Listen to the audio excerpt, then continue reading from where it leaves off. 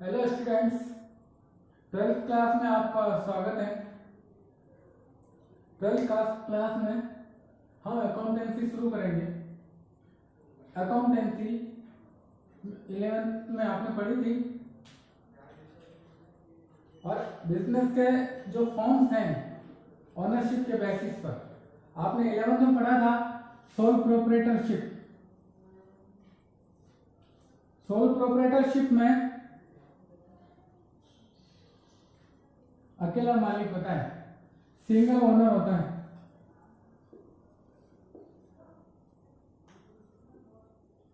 Single owner. अब 12th class में हम बिजनेस के और आगे के दो फॉर्म के बारे में पढ़ेंगे। 11th में आपने पढ़ा था सोल प्रोप्राइटरशिप। सोल प्रोप्राइटरशिप वहां पर ज्यादा सूटेबल है जहां पर बिजनेस को छोटे स्केल पे चलाया जाता है, स्मॉल स्केल पे चलाया जाता है। जैसे रिटेल बिजनेस है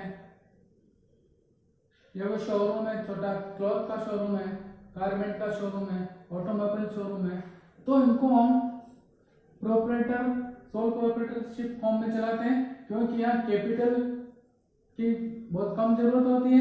कम कैपिटल में ही बिजनेस चालू हो जाता है। और जहां पर पैसा और ज्यादा चाहिए, कैपिटल और ज्यादा चाहिए, बिजनेस में पूंजी ज्यादा मात्रा में चाहिए और सिंगल ओनर एक व्यक्ति उस कैपिटल को फुलफिल नहीं कर पाता रिक्वायरमेंट को, तो हम कुछ और लोग एसोसिएट कर लेते हैं हमारे बिजनेस के साथ, अर्थात हम पार्टनरशिप फॉर्म का फॉर्मेशन करते हैं। पार्टनरशिप फॉर्म में मिनिमम 2 ओनर चाहिए, मिनिमम 2 से ज्यादा भी हो सकते हैं, तो कम से कम 2 लोग मिलके पार्टनरशिप का फॉर्मेशन कर सकते हैं। और मैक्सिमम लिमिट इसमें 50 मेंबर्स के होते हैं। ज्यादा से ज्यादा हम 50 पार्टनर एसोसिएट कर सकते हैं हमारे बिजनेस के साथ। मिनिमम 2 पार्टनर हमें रिक्वायर होते हैं। तो पार्टनरशिप फर्म में जो ओनर होंगे मिनिमम 2 और मैक्सिमम 50 ओनर्स हो सकते हैं। जैसे मार्बल का कोई बड़ा फैक्ट्री लगाना है, मार्बल की माइंस चलाना है, या कोई स्मॉल स्केल पे कोई बिजनेस रन करना है, मीडियम स्मॉल स्केल पे, तो हम पार्टनरशिप का फॉर्मेशन करते हैं। तो हम 12th में एक तो पार्टनरशिप पढ़ेंगे। फर्स्ट पार्ट में बुक अकाउंटेंसी का फर्स्ट पार्ट में पार्टनरशिप के बारे अकाउंटिंग के बारे में हम डिस्कस करेंगे, और सेकंड पार्ट है उसके बारे में आज हम थोड़ा सा डिस्कस शुरू करेंगे। तो जहां कैपिटल बहुत कम रिक्वायर होती है, मैनेजमेंट स्किल कम रिक्वायर होती है, वहां पर हम प्रोप्राइटरशिप में बिजनेस चलाते हैं। और जहां थोड़ी ज्यादा कैपिटल रिक्वायर होती है वहां हम पार्टनरशिप के फॉर्म में बिजनेस चलाते हैं। बहुत ज्यादा लार्ज स्केल पर हम बिजनेस करना हो, नेशनल और इंटरनेशनल लेवल पे हमें बिजनेस को चलाना हो, और जहां बहुत ज्यादा कैपिटल की रिक्वायरमेंट हो, तब हम सिंगल व्यक्ति मिलके भी वो कैपिटल कलेक्ट नहीं कर सकते। 50 लोग मिलके भी कैपिटल की रिक्वायरमेंट को फुलफिल नहीं कर सकते। तब हमें ज्यादा पार्टनर, ज्यादा मेंबर हमारे को शामिल करना पड़ता है हमारे बिजनेस में। तब हम पार्टनरशिप में बिजनेस नहीं चलाते, बिजनेस को कंपनी के फॉर्म में चलाएंगे।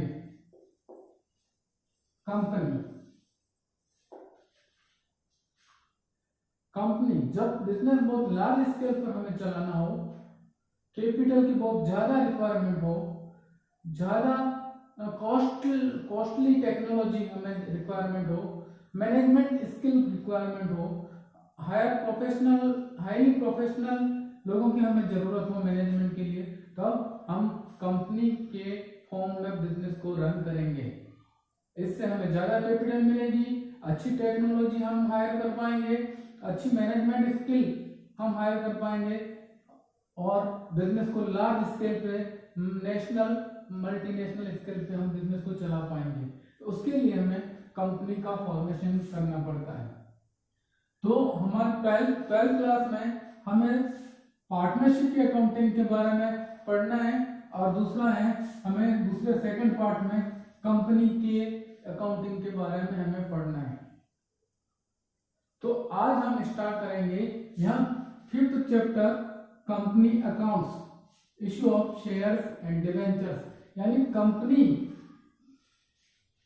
कंपनी जब हम स्टार्ट करते हैं तो उसकी कैपिटल कैसे हम अरेंज करते हैं उसके बारे में हम डिस्कस करेंगे। तो पहले तो हम क्या करेंगे, कंपनी में बहुत सारे मेंबर होते हैं, कितने मेंबर होंगे मैक्सिमम और मिनिमम हम आगे डिस्कस करेंगे। वो कंपनी पे डिपेंड करता है कि कंपनी किस टाइप की है। प्राइवेट कंपनी है तो कम मेंबर होते हैं उसमें, और पब्लिक कंपनी है तो उसमें अनलिमिटेड मेंबर हो सकते हैं। कितने ही ओनर या मेंबर इसमें कंपनी में हो सकते हैं, इसको हम आगे डिस्कस करेंगे। तो अभी हम बात करते हैं कंपनी के फीचर्स और उसकी डेफिनेशन के बारे में। हम पहले डिस्कस करेंगे कंपनी के मेन फीचर्स क्या है, कैरेक्टरिस्टिक्स कंपनी की क्या क्या है, क्या क्या विशेषता है कंपनी की, उसको हमें डिस्कस करना है। तो फर्स्ट है सेपरेट लीगल एग्जिस्टेंस या सेपरेट लीगल एंटिटी। हम सोल प्रोप्राइटरशिप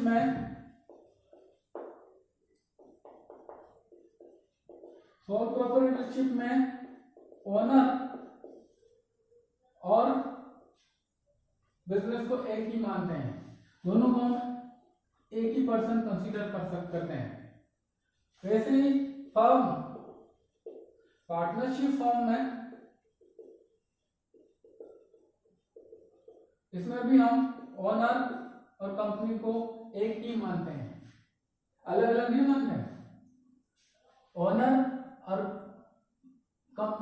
बिजनेस को एक ही मानते हैं। प्रोप्राइटरशिप में ओनर ने कोई काम किया है उसके लिए फर्म रेस्पॉन्सिबल है, या फर्म के कोई लायबिलिटी के लिए ओनर रेस्पॉन्सिबल है।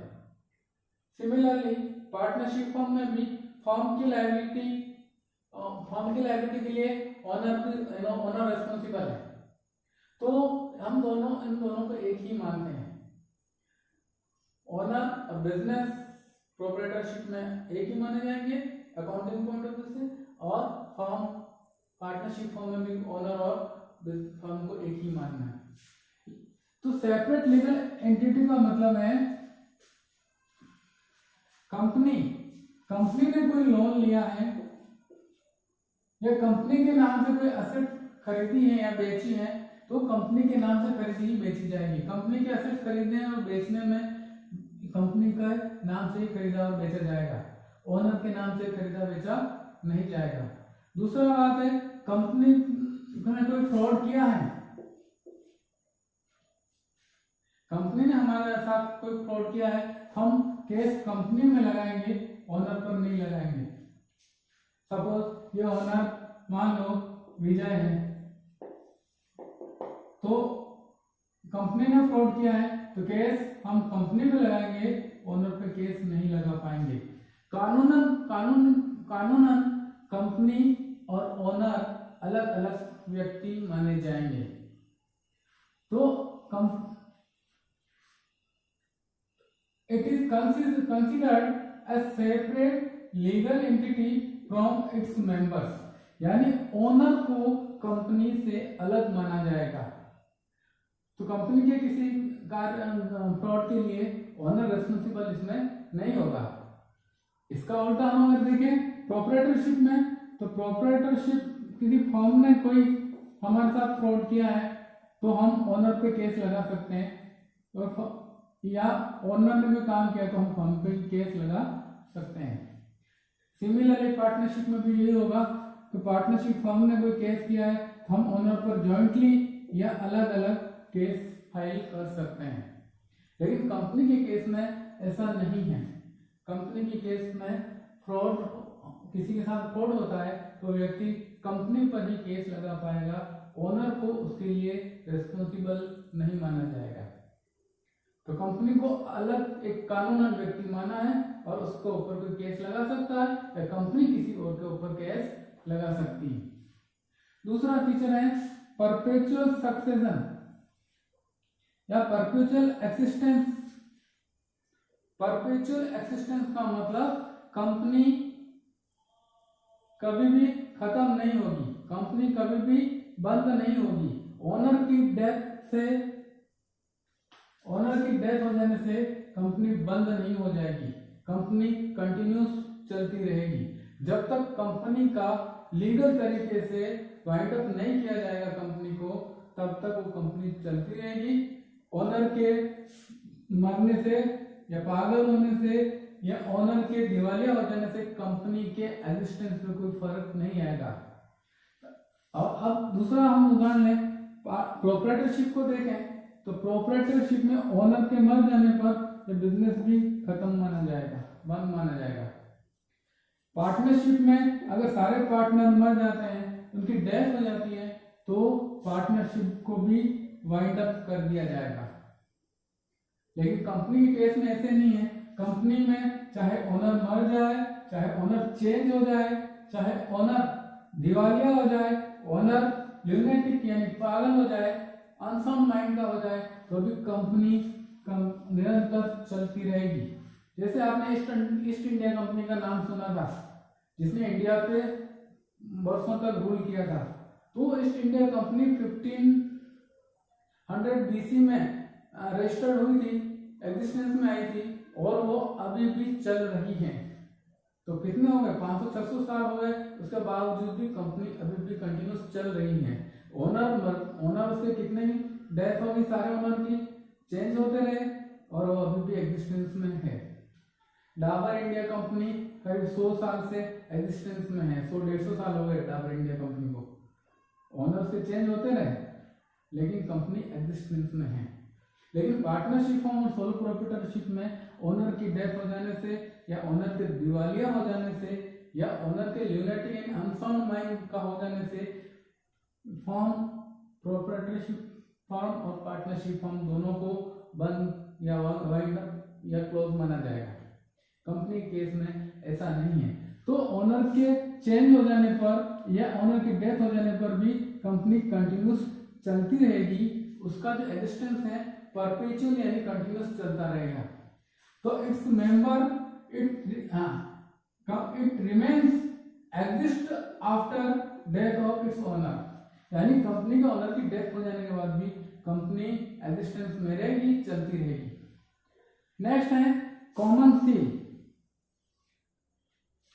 कॉमन सील सोल प्रोप्राइटरशिप के बिजनेस में कोई भी सिग्नेचर वगैरह इंपॉर्टेंट एग्रीमेंट और डॉक्यूमेंट पे सिग्नेचर ऑनर करता है, क्योंकि ये ऑनर और प्रोप्राइटरशिप एक ही है कानूनन।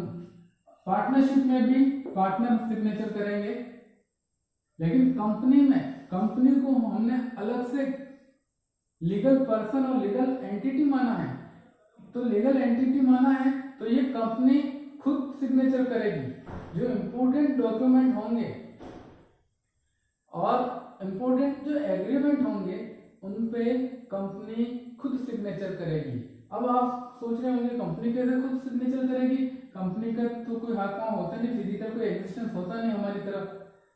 हाँ, तो कंपनी खुद सिग्नेचर नहीं करेगी, लेकिन कंपनी की एक सील होगी जिसको हम कॉमन सील बोलते हैं।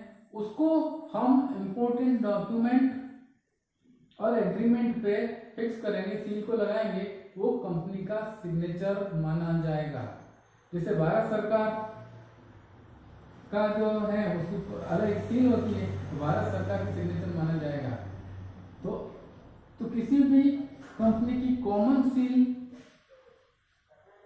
होती ही है और ये एग्रीमेंट पे फिक्स की जाती है, लगाई जाती है, और वो कंपनी के सिग्नेचर माना जाएगा। कॉमन सील का मतलब है signature of company. It is a signature of company which affects on important contracts and agreements by the company। तो कंपनी के सिग्नेचर के लिए हमें कॉमन सील लगाने पड़ती है। सील होती है, उसको हमें डॉक्यूमेंट को लगाना होता है, वो कंपनी का सिग्नेचर मान लिया था।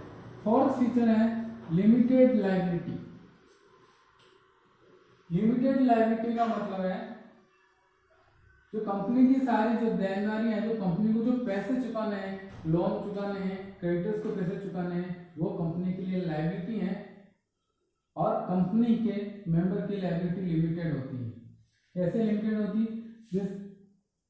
जैसे प्रोप्राइटरशिप बिजनेस है और कोई बिजनेस की जो लायबिलिटी है, उसका लोन है, अगर बिजनेस नहीं चुका पाता है तो वो उसको कंपनी द्वारा चुकाया, उसके ओनर के द्वारा चुकाया जाएगा।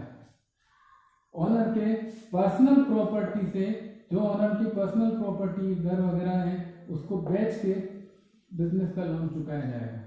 तो यहाँ पर बिजनेस की लायबिलिटी अनलिमिटेड है, वो ओनर की पर्सनल प्रॉपर्टी से चुकाई जाती है। इसी तरह पार्टनरशिप फर्म में भी जो फर्म की जो लायबिलिटी है, बैंक के जो लोन वगैरह है, वो फर्म नहीं चुका पाती है, तो यहाँ इनकी पार्टर्स की पर्सनल प्रॉपर्टी, प्राइवेट प्रॉपर्टी से फर्म का लोन, लायबिलिटी सारी चुकाई जाएगी जब फर्म वाइंड अप हो। लेकिन कंपनी के केस में ऐसा नहीं है। कंपनी में इसके जितने भी ओनर हैं, इनकी लायबिलिटी लिमिटेड है। अर्थात कंपनी का कोई लोन है तो कंपनी चुकाएगी, और कंपनी नहीं चुका पाती है तो जो मनी लेंडर है, जो फाइनेंस कंपनी है, वो ओनर की प्राइवेट प्रॉपर्टी से पैसा नहीं ले सकती। क्यों?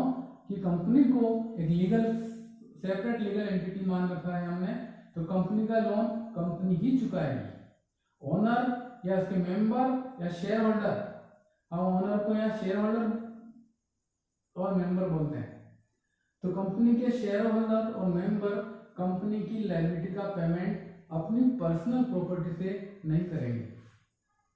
कंपनी की प्रॉपर्टी से को बेच के अगर उसका पैसा पेमेंट हो गया लोन का तो ठीक, पर नहीं हो पाया तो फाइनेंसर भुगतेगा उसको।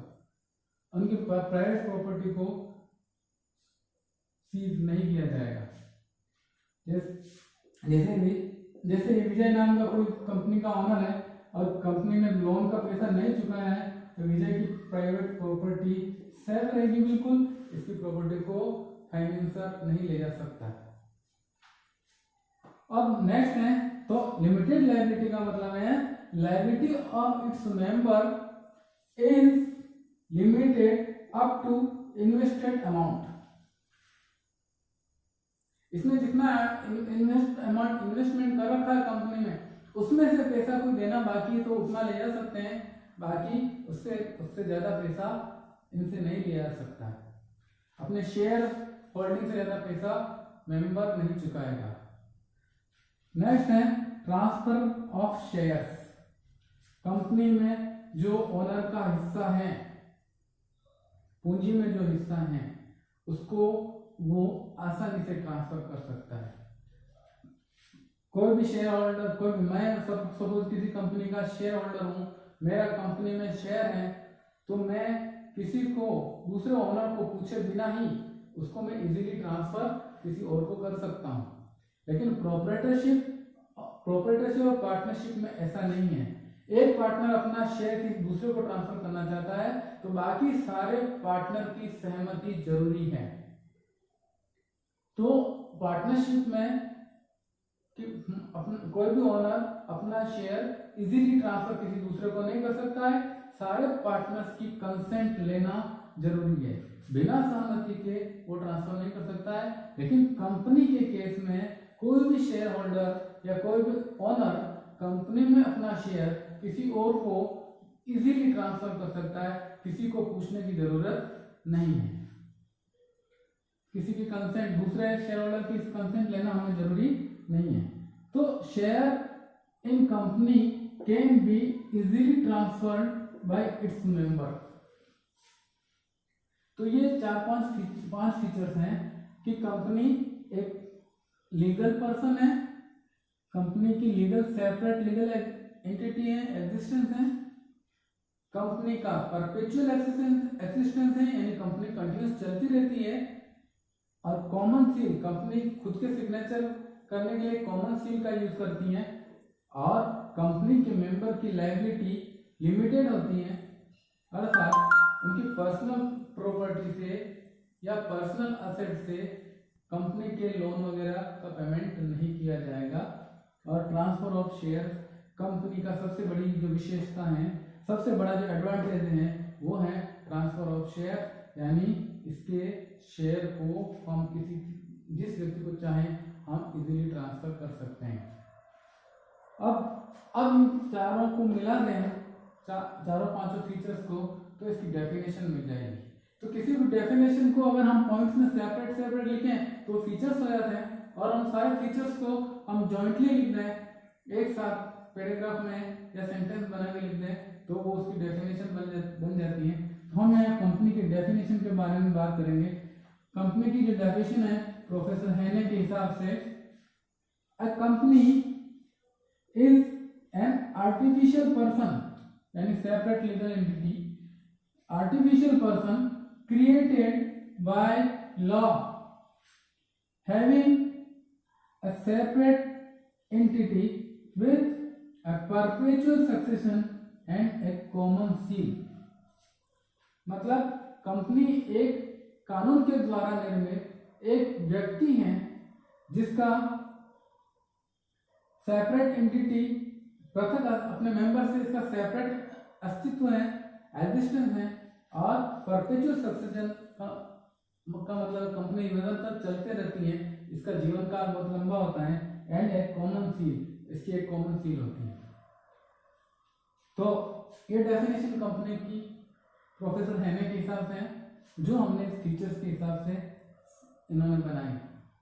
अब बात करते हैं kinds of company, classification of company. Company कितने प्रकार के होते हैं, कंपनी के क्लासिफिकेशन कितने हैं। तो हम कंपनी को 3 कैटेगरी में क्लासिफाई करते हैं। फर्स्ट है अनलिमिटेड कंपनी। अनलिमिटेड कंपनी का मतलब है कंपनी की लायबिलिटी को ओनर यानी शेयर होल्डर की पर्सनल प्रॉपर्टी से हम पे कर सकते हैं, वहां अनलिमिटेड लायबिलिटी वाली कंपनी मानी जाएगी। जैसे इसको डिफाइन कर सकते हैं, where members liability is unlimited, अर्थात मेंबर की लायबिलिटी अनलिमिटेड है। कंपनी की जो मेंबर की जो लायबिलिटी है, यस सॉरी फर्म की जो लायबिलिटी है उसको मेंबर की पर्सनल प्रॉपर्टी से पे किया जाएगा, यानी इनके घर बर्तन वगैरह सब बिक जाएंगे और बेच के कंपनी का पैसा चुकाएंगे। तो अनलिमिटेड लायबिलिटी वाली कंपनी हमारे इंडिया में नहीं बनाई जाती है, कहीं आपको देखने को नहीं मिलेगी। तो not exist in India, formation किया जा सकता है लेकिन यहाँ ऐसी कोई लायबिलिटी, ऐसी कोई कंपनी यहाँ हम फॉर्मेशन नहीं करते, क्योंकि कंपनी के लोन हो वो फिर हमारे पर्सनल प्रॉपर्टी से भी चुकाना पड़ेगा। तो हमारी कंपनी दिवालिया होगी तो हम मेंबर लोग भी दिवालिया हो सकते हैं, इसलिए ऐसी कंपनी यहाँ नहीं बनाई जाती, इंडिया में नहीं पाई जाती। दूसरी है लिमिटेड बाय गारंटी।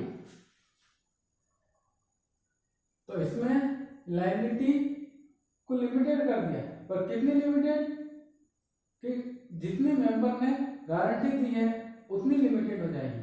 सपोज ये कंपनी है, कोई ये कंपनी है और इसके मेंबर्स हैं, सबसे हमने गारंटी लिखवा के ली, मान लो एक्स मेंबर्स ने गारंटी दी 1 लाख रुपए की, वाई मेंबर ने दी 2 लाख की, और जेड मेंबर ने दी 3 लाख की गारंटी दी है कंपनी को। शेयर होल्डर शेयर्स के अलावा, शेयर का तो पैसा लगाया ही है, तो शेयर्स के अलावा इन्होंने गारंटी दी है कि कंपनी जब वाइंड अप होगी, कंपनी जब बंद होगी या दिवालिया हो जाएगी तो एक्स कितना पैसा देगा, एक्स 1 लाख रुपए दे देगा कंपनी को, इससे ज्यादा नहीं देगा। कंपनी के 100 करोड़ का लोन है लेकिन एक्स से सिर्फ 1 लाख ही लेंगे, ये इसका ओनर है। वाई 2 लाख रुपए पे करेगा, इससे ज्यादा 1 रुपए भी नहीं करेगा, और जेड 3 लाख रुपए पे करेगा। यानी जिस मेंबर ने जितनी गारंटी दी है उतने तक वो कंपनी के वाइंड अप पर पैसा चुकाएगा, उससे ज्यादा नहीं चुकाएगा। तो यहाँ limited by guarantee, when liability of its member is limited up to amount of guarantee given by them, यानी जितना अमाउंट की उन्होंने गारंटी दी है उतनी वो पे करेंगे, बाकी उससे ज्यादा पेमेंट नहीं करेंगे। तो इसको बोलेंगे limited by guarantee company, unlimited company और लिमिटेड बाय गारंटी। ये अनलिमिटेड कंपनी है और लिमिटेड बाय गारंटी। ये कंपनियां भी इंडिया में नहीं बनाई जाती है। इस तरह की कंपनियां अनलिमिटेड कंपनी और लिमिटेड बाय गारंटी, ये दो तरह की कंपनियां इंडिया में आपको नहीं मिलेगी। तीसरा जो मैन है वो है limited by shares company, limited by shares.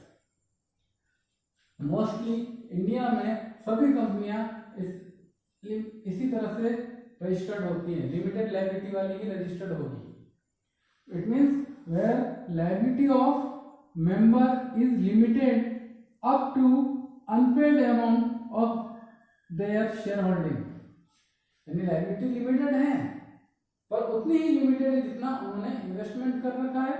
जो इन्वेस्टमेंट किया वो जाएगा और बाकी इन्वेस्टमेंट में से बाकी कितना देना है वो और दे सकते हैं। इसके अलावा कोई गारंटी नहीं देंगे और कोई एक्स्ट्रा पैसा नहीं देंगे। सपोज किसी कंपनी का, ये कंपनी है और इसमें किसी ने 100 रुपए का शेयर खरीदा एक,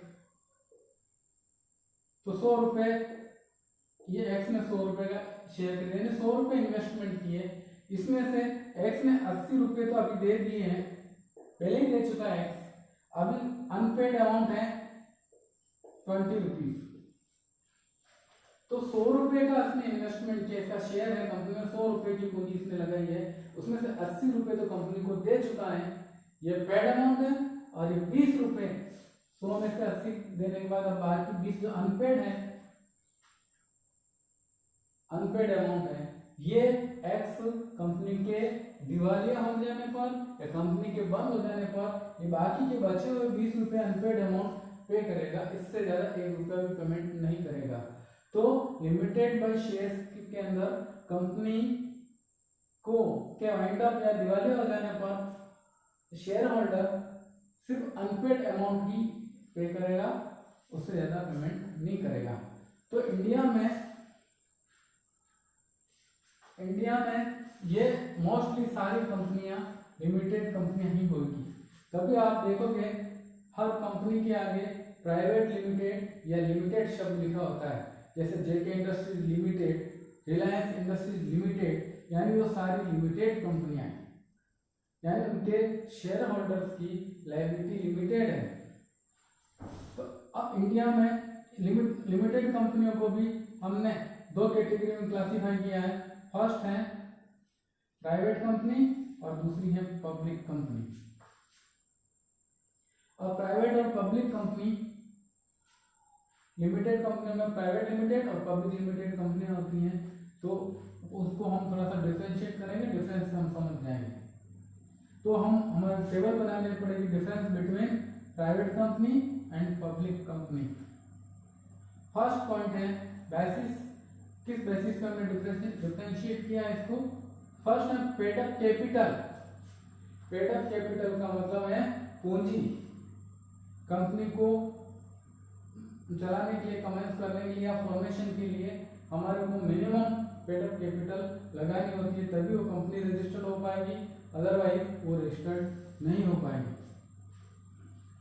तो फर्स्ट प्राइवेट कंपनी की जो मिनिमम पेड अप कैपिटल है वो 1 लाख रुपीज है, रुपीज 1 लाख, मिनिमम 1 लाख है। और ज्यादा जितनी वो डिसाइड करेंगे as decided by the company, तो मिनिमम 1 लाख, ज्यादा उनके डिसाइड जितनी उन्होंने डिसाइड की है मेमोरेंडम ऑफ एसोसिएशन में जो डिसाइड कर रखी वो होगी। और पब्लिक लिमिटेड कंपनी में मिनिमम 5 लाख हो सकती है, या उन्होंने कितनी डिसाइड कर रखी है 5 लाख से ज्यादा कैपिटल मिनिमम डिसाइड कर रखी है, तो 5 लाख से ज्यादा भी हो सकती है, पर मिनिमम 1 लाख प्राइवेट लिमिटेड में होगी पेड अप कैपिटल, और पब्लिक लिमिटेड में 5 लाख रुपए मिनिमम कैपिटल होगी, तभी वो रजिस्टर्ड होगी, अदरवाइज वो कानूनन रजिस्टर्ड नहीं हो पाएगी। दूसरी बात है number of members. Private company में को फॉर्मेशन करने के लिए मिनिमम 2 मेंबर रिक्वायर होते हैं, कम से कम 2 लोग चाहिए प्राइवेट कंपनी को रजिस्टर करने के लिए, 2 शेयर होल्डर चाहिए, और मैक्सिमम 200 होने चाहिए। प्राइवेट कंपनी में 200 से ज़्यादा मेंबर नहीं हो सकते हैं। 200 से ज़्यादा मेंबर होते ही उसको हमारे को वो इनवैलिड हो जाएगा। अगर 200 से ज़्यादा मेंबर चाहिए, वो ज़्यादा कैपिटल चाहिए, तो हमारे को फिर उसको पब्लिक लिमिटेड कंपनी में कन्वर्ट करना पड़ेगा।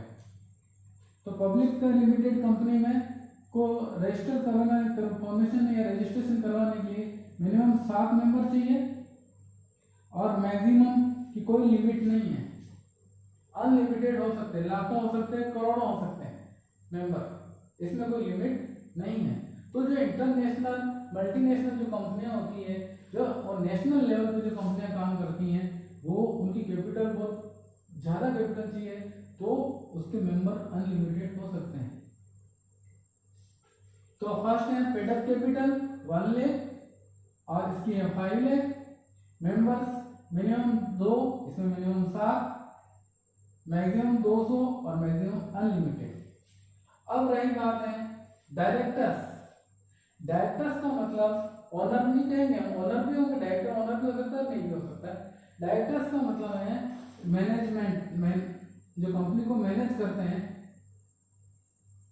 मैनेजमेंट जो कंपनी, क्योंकि पब्लिक लिमिटेड कंपनी में लाखों करोड़ों ओनर होते हैं, सारे तो आके कंपनी में काम करेंगे नहीं, तो कंपनी में काम कुछ अपॉइंटेड लोग ही करेंगे।